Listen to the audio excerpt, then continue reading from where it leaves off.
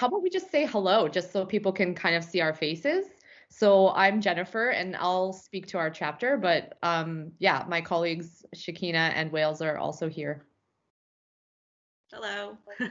Hi. Hi, everyone. Okay, so collectively, we were so excited to be invited, first of all, to present, but also to write a resource that we think is going to be quite useful because of it's very pragmatic and in very pedagogical ways that you could take these ideas right into your classroom, as Mimi and Heba were saying. So in our chapter, which is the first chapter in this book, we walk you through 3 research-based creative writing and speaking activities. The first activity is multilingual poetry. So we provide the readers with a lesson plan for a grade 6-7 classroom based on the Ontario curriculum. And in our second activity, we walk the readers through a multimodal, multilingual website known as Scribjab. You might have heard of it, you might have used it.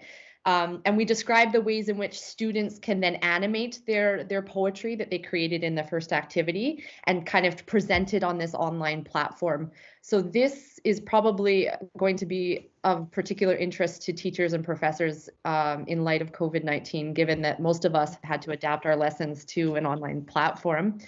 Our third activity is spoken word poetry. So we show ways in which teachers can take up spoken word poetry in their classroom context and some activities that they can do.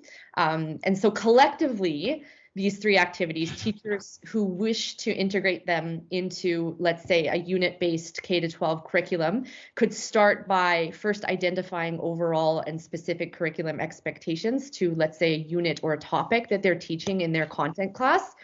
And then they can follow up by creating language and content objectives for each of their lessons within the unit, using the activities that we presented in this book to match the language skills and the content that's being taught in your unit. But also these activities could be for, let's say, modifications or adaptations or accommodations for the ELLs, English language learners, as part of like an ESL program, for example. So these are activities that can be adapted into different contexts.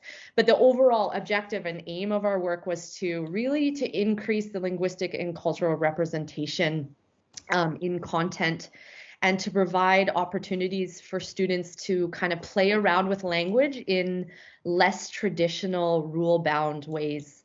And we want to encourage teachers to promote the use of students' home languages in the classroom. And this is to position English learners as the competent multilingual speakers that they actually are.